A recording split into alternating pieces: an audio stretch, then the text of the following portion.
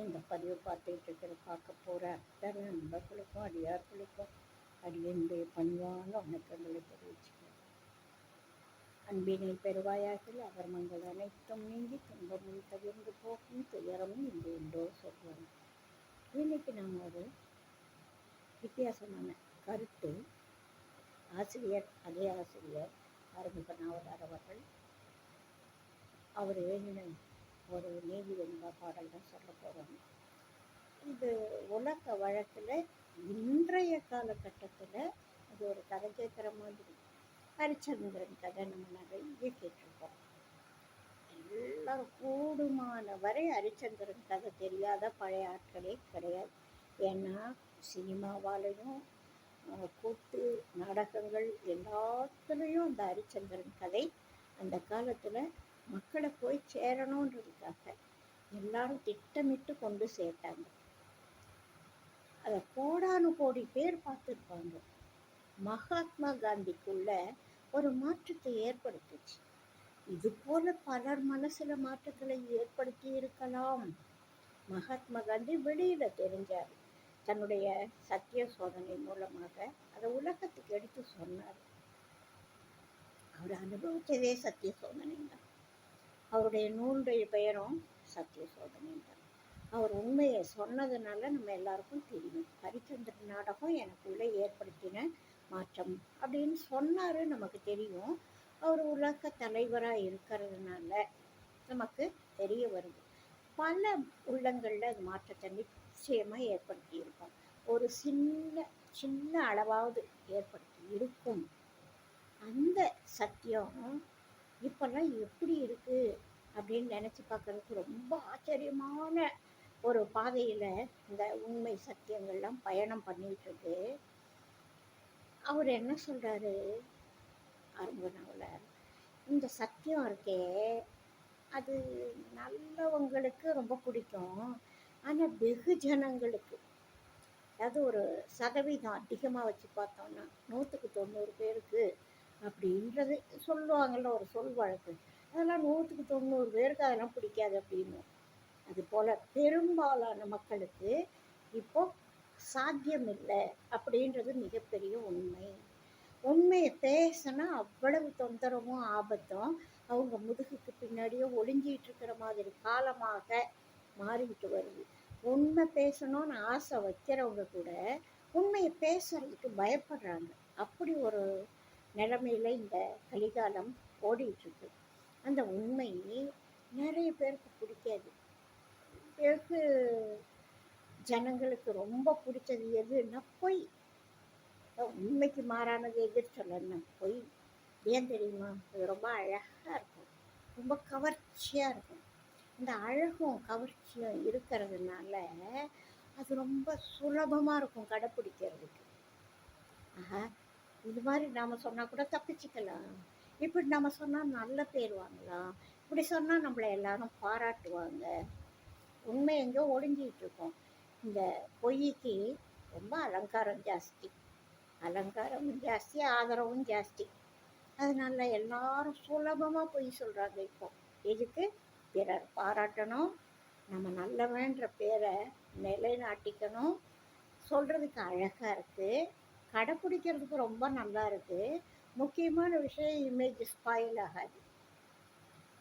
அந்த இப்போ அது ஒரு சின்ன குழந்தையிலேருந்தே நிறைய கற்றுக்கிறாங்க குழந்தைங்க. அதை சுலபமாக பொய் சொல்கிறது எப்படின்னு.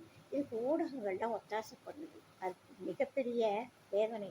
அப்போ ஹரிச்சந்திரன் நாடகத்தை போட்டு அதே அந்த ஊடகங்கள் வாயிலாக உண்மையை பேசணும். எவ்வளவு துன்பங்கள் அனுபவித்தாலும் நீ அந்த நிலையிலேருந்து விளையாதே, உண்மையை கடைப்பிடிச்சின்னா உனக்கு நல்ல பலன்தான் கடைசியில் கிடைக்கும்னு அறிவுறுத்துறது தான் ஹரிச்சந்திரன் நாடகம். அதை இப்போ யாருக்கும் நிறைய பேருக்கு அந்த கதையே தெரியாது. ஒரு சொல்கிறாரு, சத்தியம் எக்காலம் ஜனவிருத்தம் ஆகுமே. ரொம்ப பேருக்கு பிடிக்கும். எட்டிய பொய் யாருக்கும் இதமாகும். எல்லாருக்கும் ரொம்ப இதமாக இருக்கும், கேட்கறதுக்கு ஆசையாக இருக்கும், கடைப்பிடிக்கிறதுக்கு ஆசையாக இருக்கும், சுலபமாக இருக்கும். அதான் இமேஜ் ஸ்பாயில் ஆகாமல் இருக்கும். நக்கிய பால் வீடு தோறும் சென்று விளையாகும். பால்காரர் பால் விற்கிறாரு. எல்லா வீட்லேயும் போய் ஹார்ன் அடித்து அவங்கவுங்க வந்து வாங்கிட்டு போவாங்க.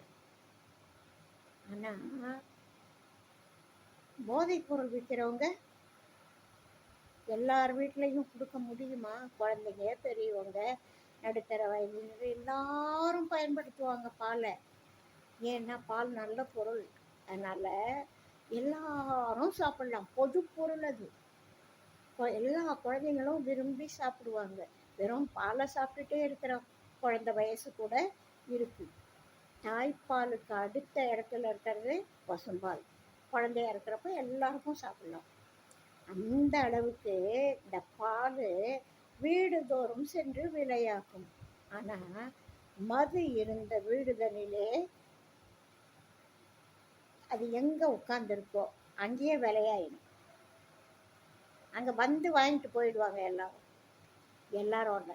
அந்த குறிப்பிட்ட வழக்கம் உடையவர்கள். வீட்டுக்கு வீடு தேவைப்படும் பால், நல்ல பொருள். ஆனால் இது உட்கார்ந்த இடத்துல தானே விலையாயிடும். இதனால் நம்ம என்ன தெரிஞ்சுக்கிறோம் அப்படின்னா, இழிஜனங்கள் வெறுக்கிறதுனால ஒரு நல்ல பொருள் கெட்ட பொருளாக மாறிடுறதில்லை. அவங்க எதெல்லாம் விரும்புகிறாங்களோ அந்த விஷயத்துக்கு ரொம்ப உயர்வும் கிடையாது, கொடுக்க வேண்டிய அவசியம். எல்லாருக்கும் பிடிச்சிருக்கு அதனால் நானும் போய் சொல்கிறேன் அப்படின்னு சொல்ல வேண்டாம். எல்லாம் நிறைய பேர் இப்போ போதைப் பொருள் சாப்பிட்றாங்க அதனால் நானும் அதை வியாபாரம் பண்ணுறேன்னு பண்ண வேண்டாம். எல்லாருக்கும் பிடிக்குன்றதை வச்சு யோசிக்காதீங்க. எல்லாருக்கும் பிடிச்சது நல்ல விஷயமா இருக்கணும்னு அவசியம் இல்லை. நல்ல விஷயம் எல்லாருக்கும் பிடிக்கணும்னு எந்த ஒரு அவசியமும் இல்லை. நிறைய பேர் வெறுக்கிறாங்கன்ற ஒரே காரணத்துக்காக சத்தியத்தை விட்டு விலகாதீங்க. இதுதான் அவர் சொல்ல வர்றார். நல்ல பொருளுக்கு என்னைக்கும் நல்ல மரியாதை இருக்குது. அதனால் என்னைக்கும் நீங்கள், அதாவது தெரியாதவங்க அதெல்லாம் செய்கிறாங்க, தெரிஞ்ச நீங்களாவது சத்தியத்தை கடைப்பிடிங்க. என்னைக்கும் அதுதான் நல்லது. சத்தியம் எக்காலம் ஜனவிருத்தமாகுமே, எத்திய பொய் யாருக்கும் இதமாகும், நத்திய பால் வீடுதோறும் சென்று விளையாம், மது இருந்த வீடுகளிலே விளையாமே அப்படின்னு சொல்கிறார். அந்த எல்லாருக்கும் ஒன்று பிடிக்குதுன்றதுக்காக ஒரு தவறில் உங்கள் நாட்டத்தை செலுத்தாதீங்க தான் அவர் சொல்ல வர்றார். பொய் சொன்னால் எல்லாருக்கும் அழகாக இருக்குது, பிடிச்சிருக்கு, கவர்ச்சியாக இருக்குது, நமக்கு ஒரு பாதுகாப்பாக இருக்குது, இமேஜ் ஸ்பாயில் ஆகாமல் இருக்குது அப்படின்றதுக்காக பொய் சொல்லி அந்த அத்தனையும் வாங்குறீங்க. எல்லாம் ஒரு நாள் பலூன் வெடிக்கிற மாதிரி வெடிக்கத்தானே போகுது. அன்னைக்கெல்லாம் உண்மை எல்லாருக்கும் தெரியத்தானே போகுது. ஏன் அது அப்போ தெரியறதே இப்போவே தெரிஞ்சுட்டு போட்டோம். உண்மையை சொல்லி நல்லவங்களாக இருப்போம் அப்படின்றது தான் ஒரு சுருக்கமாக சொல்ல வர்றார். எல்லாருக்கும் பிடிக்குன்றதுக்காக மது நல்ல பொருளும் ஆயிடாது, யாருக்கும் பிடிக்கலைன்றதுக்காக சத்தியம் கெட்ட பொருளாகவும் ஆயிடாது. யோசித்து நடந்துக்கோங்க.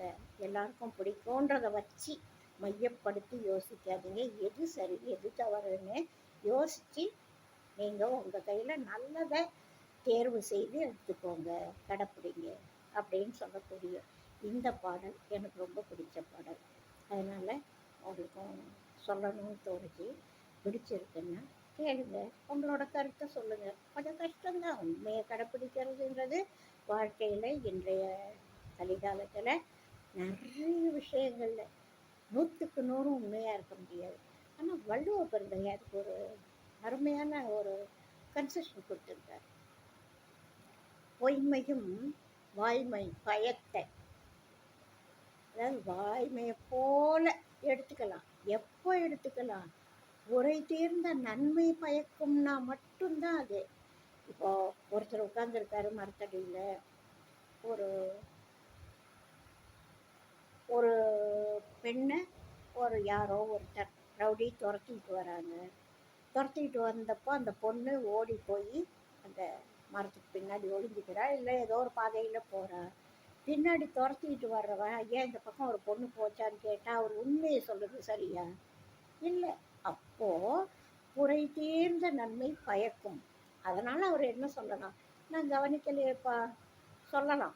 இந்த பொய் பொய்யல்ல, அதோ போகுது அந்த பொண்ணு இந்த பக்கம்தான் போச்சு நான் பார்த்தேன் அப்படின்னு சொன்னா அது நன்மை பயக்காது, தீமை பயக்கும்.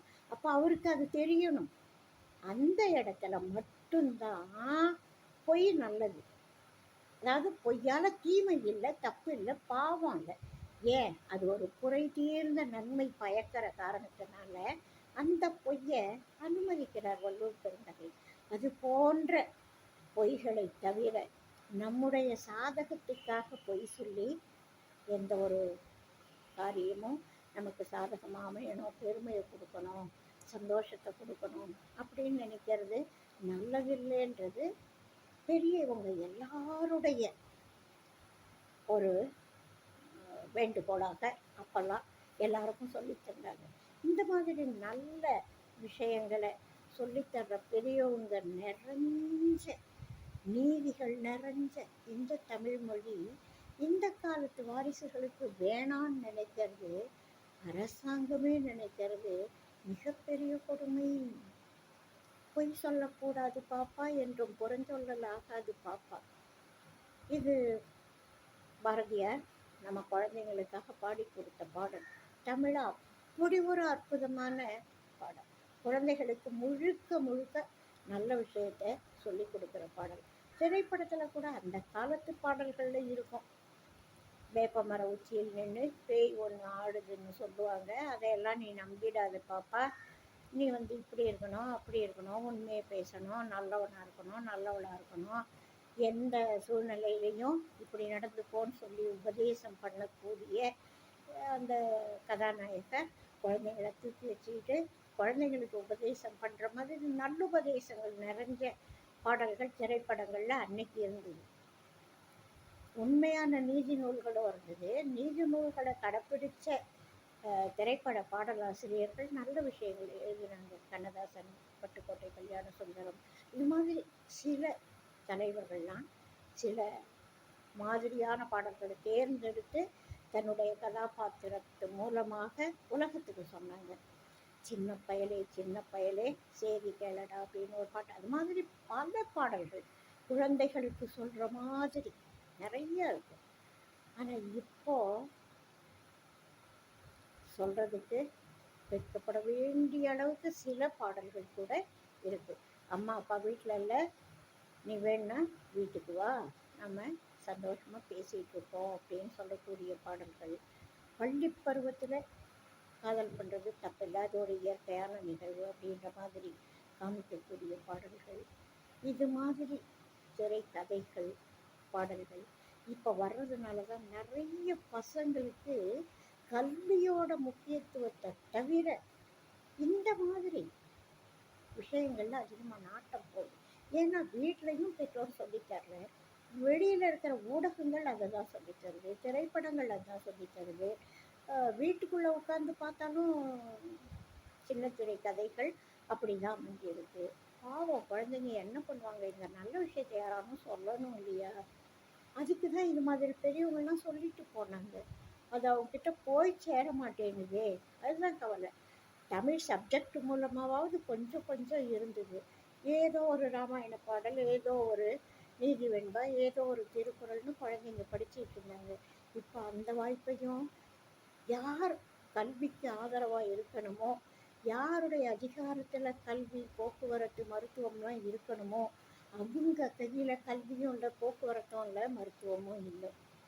எல்லாத்தையும் தனியார்ட்ட ஒப்படைச்சிட்டு தாய்மொழியை வேணாம்னு சொல்லக்கூடிய ஒரு அரசுக்கு கட்டுப்பட்டு நாமெல்லாம் வாழறோம் அப்படின்றது மனசுக்கு ரொம்ப வேதனையாக இருக்குது. ரொம்ப ரொம்ப வேதனையாக இருக்குது. உங்களுக்கெல்லாமும் வேதனையாக இருந்தால் இந்த வேதனை தீர்க்கறதுக்கு ஒரு நல்ல வழி இருந்தால் அதை தேர்ந்தெடுத்து சொல்லுங்கள். எனக்கு ஒரு சின்ன ஆசை, நிறைய பெற்றோர்கள் விண்ணப்பம் கொடுக்கணும். இங்கே இருக்கிற தமிழ் பேசுகிற, தமிழை வழக்கு மொழியாக வச்சிருக்கிற பகுதியில் இருந்தாவது இதை செய்யலாம்ல. ஆங்கிலம் படிக்கிறவங்க அதை செய்யணும்னு அவசியம் இல்லை. வடக்கு இந்தியா பகுதியில் இருக்கிறவங்க அதை செய்யணும்னு அவசியம் இல்லை. தமிழ்நாட்டில் இதை செய்யலாம் இல்லையா? தாய்மொழி கல்வி வேணும்னு கேட்கலாம் இல்லையா? ஆந்திராவில் தெலுங்கு எடுத்துருவாங்களா? கேரளாவில் மலையாளத்தை எடுத்துருவாங்களா? வட இந்தியாவில் ஹிந்தி எடுத்துருவாங்களா? அங்கெல்லாம் செய்வாங்களா இந்த வேலையை? பெங்களூரில் இனிமேல் கன்னடா கிடையாதுன்னு சொல்லுவாங்களா? தமிழ்நாட்டில் இப்படி சொல்ல முடியுதே. இது எவ்வளவு வேதனையான விஷயம். எந்தையும் தாயும் மகிழ்ந்து குழாவி இருந்ததும் இந்நாடே, இதன் முந்தையர் 1000 தோன்றி மறைந்தது இந்த நாடு. தமிழ்ல இனிமையான காவியங்கள் படைத்தது இந்த நாடு. அழகா கொஞ்சி கொஞ்சி பேசியது இந்த நாடு. இந்த மழலை இன்பத்தை அனுபவிக்கிறது தாய்மொழி. அந்த தாய்மொழிக்கு வழி இல்லாமல் இன்னும் கொஞ்ச காலங்களில் இதெல்லாம் மாற்றமடைய போகுதுன்னா, இந்த இனிமையை வருங்காலம் அனுபவிக்கக்கூடாதா, அனுபவிக்க வேண்டாமா அப்படின்னு உங்க எல்லாத்தையும் இதை ஒரு விண்ணப்பமாக வைக்கிறேன். ஏதாவது பண்ணுங்க, ஏதாவது பண்ணணும் அப்படின்னு எனக்கு தோணுது. பெற்றோருடைய ஆதரவு இருந்தால் ஏதாவது பண்ணலான்னு தோணுது. தனி மனுஷனாக இருந்து சாதிக்க முடியாது. ஆனால் ஒரு கூட்டம் சேர்ந்தா, ஒரு பெரிய நல்ல தலைமை பொறுப்பு எடுத்து யாராவது செய்தால் இதெல்லாம் சாதிக்க முடியும். இது ஒன்றும் பெரிய விஷயம் இல்லை. தாய்மொழியில் கல்வி வேணும்னு கேட்கறது பெரிய விஷயம் இல்லை. கல்லூரி கல்வியே தாய்மொழியில் வேணும். அப்படி இருக்கிறப்போ நம்ம தாய்மொழியில் படித்தவங்க தான் மிகப்பெரிய ஆளாக இன்னைக்கு உலகம் முழுசும் ஆளுமை செய்யக்கூடிய அளவில் இருக்காங்க. அப்படி படித்தவங்களாம் ஏன் நல்லா இருக்காங்க? இப்போ படிக்கிறவங்க மட்டும்தான் நல்லா இருக்காங்க. தாய்மொழி கல்வி வேண்டான்னு எப்படி ஒரு சிலர் முடிவு எடுக்கிறாங்கன்றது எனக்கு புரியல, குழப்பம். அதனால் உங்கள் ஆதரவை கேட்குறேன். உங்களோட கருத்துக்களை சொல்லுங்கள். உங்களோட கருத்து எனக்கு உண்மையாக ரொம்ப ரொம்ப தேவைன்னு நினைக்கிறேன். அதுலேயும் தாய்மொழி கல்வி வேண்டான்னு சொல்கிறதுல எனக்கு 100க்கு 100 உடன்பாடு இல்லை. அதனால தான் உங்கள் எல்லாத்தையும் இதை நான் புலம்புற மாதிரி சொல்கிறேன். அதனால் உங்களோட கருத்துக்களை போடுங்க. நிறைய பேர் போய் சேரணும்.